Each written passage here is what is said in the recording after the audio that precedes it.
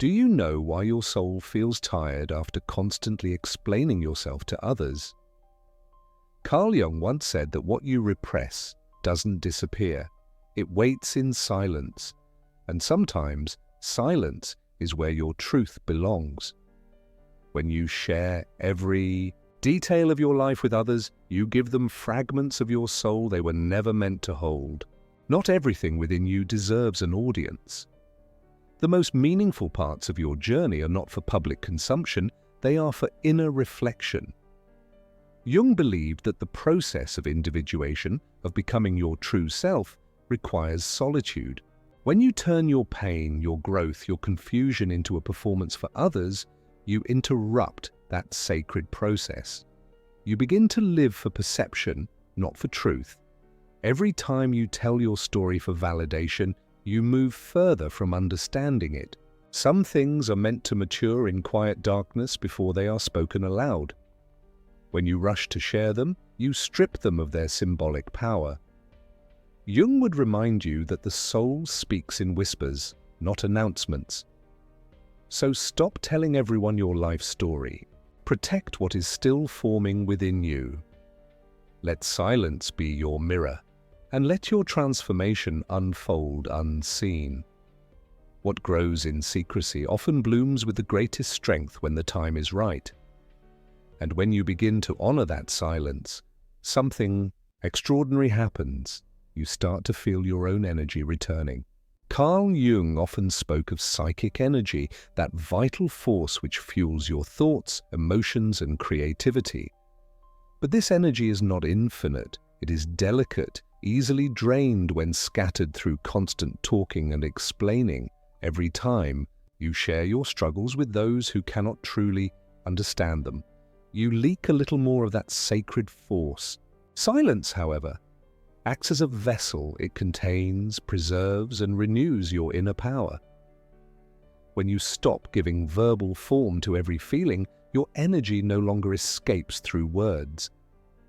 It begins to circulate within you, transforming confusion into clarity, pain into wisdom. Jung believed that what we withhold consciously can often incubate unconsciously, reshaping itself into insight. That is the hidden alchemy of silence. It converts raw emotion into awareness. In a world that glorifies expression, silence becomes rebellion. It is not weakness to remain quiet. It is mastery. By staying silent, you are not withholding truth. You are protecting it until it becomes strong enough to stand without defense. When you stop telling everyone your life story, your energy no longer serves the noise of the world. It begins to serve your becoming. And that is how true transformation begins, quietly, unseen, but deeply alive. And as that quiet energy gathers within you, it begins to create something rare in this age of exposure, mystery. Carl Jung understood that what is hidden holds immense psychological power. The unknown invites reflection. It draws others in, not through words, but through depth. When you stop explaining yourself, people start feeling you instead. They sense something they cannot define, and that unspoken quality commands respect. Mystery is not deception, it is dignity. It means you value your inner world enough not to display it for validation. The more you reveal, the less they see. Overexposure dulls perception. People stop wondering, and where there is no wonder, there is no reverence. Jung believed that the psyche thrives on symbol and secrecy, for the unconscious speaks a language that only silence can translate. When you keep parts of yourself hidden, you allow them to mature in meaning. Mystery also protects you from being controlled by opinion. The moment others believe they fully know you, they begin to define you. But when you keep certain truths unseen, you remain free, unbound by expectation, untouchable by judgment. So, stop giving every detail of your soul to the world. Let some things remain unsaid, unseen, and unfathomed. In that space of mystery, your power is not diminished. It is multiplied silently and beautifully. And yet, even as you embrace mystery, a part of you may still ache to be understood. That longing is deeply human. But Carl Jung would remind you that understanding is one of the rarest forms of love, and it cannot be demanded from everyone. Most people do not listen to understand. They listen to reply, to compare, or to reassure themselves. When you share your deepest truths with such minds, you will not find connection, you will find distortion. They will hear you through the filter of their own fears and projections. Jung observed that we see others not as they are, but as we are. That is why seeking constant understanding often leads to disappointment. The more you explain, the more misunderstood you feel. Not because your story lacks clarity, but because most people lack depth. So stop offering your sacred thoughts to shallow waters. The need to be understood must first be replaced by the courage to understand yourself. Once you do, the opinions of others lose their hold. You begin to realize that your journey is meant to be witnessed by your own awareness, not validated by the crowd. True understanding comes from within, born of silence, reflection, and patience. Tell your story to your soul first. It is the only listener who truly knows what you mean, and when you finally learn to speak to your own soul, you begin to see that pain has always been your greatest teacher. Carl Jung often said that there is no coming to consciousness without pain, but that pain must be experienced, not exhibited. When you share your suffering too soon, before it has ripened into wisdom, you interrupt its sacred alchemy. Pain is not meant to be performed. It is meant to be transformed. In the quiet chambers of the psyche, pain speaks a secret language. It tells you where you are wounded, where your shadow hides, where your growth begins. But when you expose it prematurely, the process halts. The listener might sympathize, even comfort you, but they cannot transform that pain for you. Only you can do that. True healing happens in that private dialogue between your ego and your soul, where no audience exists and no validation is needed. Jung believed that every wound holds potential, a gateway to deeper understanding. But for that potential to unfold, the wound must be held in silence long enough for meaning to emerge. So do not rush to narrate your suffering. Sit with it. Listen to it. Allow it to shape you from within. For the pain you endure in solitude becomes the wisdom you carry in strength. And that needs no telling. But many people do not sit with their pain long enough to let it teach them. Instead, they rush to share it, hoping that someone else will make it feel smaller. Carl Jung understood this impulse well, the desire to be seen, to have one's suffering witnessed, to feel that it matters. Yet he also warned that this search for validation is the ego's disguise for a deeper hunger, the absence of self-acceptance. When you tell everyone your story, your struggle, your insecurities, you are often seeking reflection, not understanding. You want others to assure you that you are enough because you have not yet told yourself that truth. But validation, though comforting, is temporary. It fades as soon as the applause quiets, as soon as the listener's attention drifts. True peace never comes from being seen by others. It comes from seeing yourself without judgment. Jung believed that wholeness begins when you stop trying to prove your worth and start recognizing it. Self-acceptance is not a confession you make aloud. It is a silent agreement between your conscious mind and your soul. When you no longer need the world to confirm your value, you stop oversharing your life story. You begin to live from a deeper place, rooted, quiet, authentic. And in that silence, your worth no longer depends on being heard. It becomes self-evident. And once you begin to recognize your own worth, something profound changes in the way you see your past.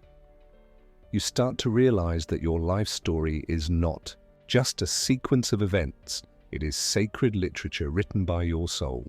Carl Jung believed that every experience, every mistake, every joy and wound is a symbol, a message from the unconscious trying to guide you toward wholeness. Yet most people treat their experiences like gossip to be shared rather than scripture to be studied. They rush to tell their stories before they have read them fully themselves. Your life deserves more reverence than that. Each chapter of your journey holds meaning that only you can truly interpret. When you hand those pages to others too soon, they will read your story through the lens of their own fears, biases, and limitations. They will misunderstand the symbols meant only for you. Jung would remind you that no one else can translate the language of your soul. That is your sacred task. So, guard your experiences as you would a holy book. Reflect on them privately. Revisit them with humility and curiosity. Let them reveal their wisdom in silence. Not everyone deserves to interpret your pages, and not every story is ready to be told. Some are meant to be lived until they reveal their truth. And when you begin to honor your story as something sacred, you also learn to respect the power of words. Carl Jung understood that language, like energy, carries symbolic force. It shapes reality. But when you repeat your story too often, its power fades. What was once a moment of truth becomes a performance. You start narrating your pain, your past, your lessons with practiced familiarity, and without realizing it, you begin to live inside that repetition. The story that was meant to free you becomes the prison that defines you. Words lose their magic when they are used carelessly. Each time you tell the same story, you strengthen its emotional imprint in your psyche. You stop evolving beyond it and start identifying with it. Jung would say you have mistaken the map for the territory. You keep describing your path instead of walking it. The unconscious cannot work with words that have lost their depth. It requires silence to create new meaning, so let silence rewrite your next chapter. Resist the urge to narrate every transformation. Allow your growth to be unseen until it becomes undeniable. The most powerful lessons are not those spoken aloud, but those lived so fully that they no longer need explanation. When words become few, truth becomes strong, and your story regains its soul. And as you step into that quiet evolution, you begin to understand another truth: people change, but words do not. Carl Jung often reminded us that the psyche is not static. It is fluid, always in motion, always becoming. You are not the same person you were yesterday, and yet every time you tell someone your story, you freeze that moment of your becoming in their mind. You hand them a photograph of a self that no longer exists, and while you continue to grow, they continue to see that old version of you, unable to recognize your transformation. This is the silent cost of overexposure. When you share too much of yourself, you give others the power to define who you are long after you've outgrown that definition. They remember your wounds when you've already healed. They recall your confusion when you've already found clarity. Jung believed that individuation, the process of becoming your true self, requires releasing these outdated reflections. Your evolution is sacred. It cannot be contained within the limits of someone else's memory. So stop offering permanent words for your temporary selves. Let people wonder, let them question, but keep your transformation private. The world does not need to know who you were. It will feel who you've become. Growth, after all, speaks louder than stories ever can. And when you finally stop explaining yourself, something quiet and extraordinary begins to happen. You start attracting a different kind of presence. Carl Jung believed that like attracts like, not on the surface, but on the level of the soul. When you stop oversharing, you send out a subtler frequency, one of depth, stillness, and authenticity. Those who are attuned to that frequency will feel you without the need for words. They will recognize your essence, not your narrative. Silence has a magnetic quality. It filters out the superficial and invites the sincere. People who seek noise will pass you by, but those who understand energy will draw near. Jung might say that your outer silence mirrors your inner alignment, and that alignment becomes a beacon for others who live with the same quiet truth. You begin to form connections not through stories, but through presence. This is the beauty of restraint. It reveals who truly resonates with you. When you are no longer performing, you make space for genuine understanding. You no longer need to be known through explanations because your energy speaks more clearly than your words ever could. In this silence, you attract depth. And those who meet you there will not need your life story. They will simply recognize the soul behind your stillness. And in that stillness, you begin to notice a quiet battle within yourself, the tension between the ego and the soul. Carl Jung described the ego as the surface of the psyche, the part of you that craves recognition, applause, and reassurance. It wants to announce every victory, every pain, every revelation, as if speaking it aloud will make it more real. But the soul, Jung would say, moves in silence. It does not seek validation, it seeks meaning. The soul does not need to be witnessed, it only needs to be lived. When you constantly share your journey, it is often the ego trying to confirm its own importance. Yet the more you feed it, the emptier you feel. Attention can never replace purpose. The ego wants to be seen. The soul wants to understand. The more you listen to that deeper voice, the less you will feel the need to broadcast your becoming. You begin to sense that growth loses its purity when displayed too soon. Jung taught that individuation, the process of becoming whole, requires humility. It means allowing your transformation to unfold quietly without turning it into performance. The soul's work is sacred. It does not announce itself. When you learn to choose meaning over attention, your silence becomes radiant, your presence enough, and your becoming no longer needs to be told. And when you no longer feel the need to display your growth, you begin to understand the quiet strength of secrecy. Carl Jung believed that the unseen aspects of the psyche, the shadow, the private emotions, the unspoken dreams, are the roots of our power. Whatever you guard within yourself becomes the foundation of your inner fortress. The hidden parts of you are not weaknesses. They are reserves of energy, wisdom, and renewal. When you constantly expose them, you scatter your strength across too many eyes and opinions. Secrets, when held with integrity, are not lies, they are seeds. In the darkness of silence, they grow, unseen yet alive, feeding your resilience from within. Jung would say that the soul regenerates through containment, just as nature renews itself beneath the soil. You owe no one access to that sacred ground. People are entitled to see the fruits of your labor, your kindness, your work, your light, but never your roots. In a world obsessed with disclosure, secrecy has become an act of spiritual preservation. Guard your depths not out of fear, but out of respect. The more you keep private what truly matters, the stronger your center becomes. Remember, the most powerful trees stand firm, not because of what is visible, but because of what remains hidden, silently anchoring them beneath the surface.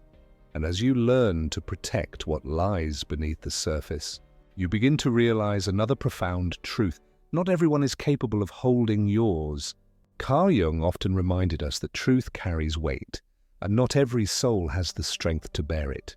When you hand your deepest realities to unprepared minds, they will distort them through the narrow lens of their own fears, judgments, and limitations. They won't see your truth. They'll reshape it to fit their own insecurities. Truth is sacred. It demands the right vessel, someone who listens not to respond, but to understand. Jung believed that the psyche responds differently depending on the level of consciousness it meets. When your truth meets an undeveloped listener, it turns into misunderstanding, gossip, or even betrayal. But when it meets awareness, it becomes connection and growth. This is why discernment is essential. You must choose your listeners wisely, for your words are energy, and where you place that energy determines what returns to you. Sharing your inner world with the wrong audience drains you, but speaking to the right one can heal you. Yet even then, remember, your truth doesn't require validation. It only requires your own acknowledgement. Protect it, guard it. Not everyone deserves access to the sacred language of your becoming. Some truths are meant to be held quietly until they bloom in strength. And when you learn to hold your truth with care, a deeper silence begins to form within you, a silence that is not emptiness, but awareness. Carl Jung understood this state well. He called it communion with the unconscious. He believed that the unconscious is not some dark, unreachable part of us, but a living presence that speaks constantly, just not in words. Its voice is subtle, symbolic, almost whisper-like. Yet most people never hear it because they fill their lives with noise, explanations, and endless self-disclosure.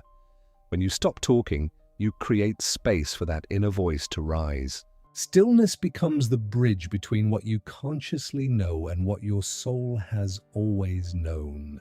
The unconscious reveals its secrets not through conversation with others, but through quiet observation within yourself, through dreams, intuition, sudden insight. Jung would say that silence is the psyche's natural language. The more you listen, the more you understand the messages beneath your own surface. So, listen before you speak. Always. Let stillness interpret what words cannot. The wisdom you seek is already speaking, but only the quiet mind can hear it. When you stop telling everyone your life story, you finally hear the one your soul has been trying to tell you. And that story, unlike any spoken aloud, leads you closer to truth, wholeness, and peace. And when you finally learn to listen in stillness, you begin to understand what Carl Jung meant when he said that you are what you do, not what you say you'll do. The most powerful stories are not spoken, they are lived. The world does not need your explanations, your repeated confessions, or your endless narration. It needs your embodiment, your quiet, consistent becoming. Every healed reaction, every act of awareness, every moment of restraint tells your story more profoundly than words ever could. When you live your lessons instead of announcing them, your presence becomes magnetic. You stop trying to convince others of who you are because your energy speaks for you. Jung believed that the realized soul carries an invisible authority, a calm that requires no performance. It is not what you tell the world, but how you walk through it that reveals your truth. Let your silence be your proof, your growth your message, and your actions your autobiography. So stop telling everyone your life story. Live it, fully, consciously, authentically. Let the lessons breathe through your choices, not your words. If these lessons spoke to you, reflect before you share, then like, comment, and subscribe for more Jung-inspired insights on self-mastery, psychology, and the art of inner transformation. Your silence is your strength, your story already unfolding.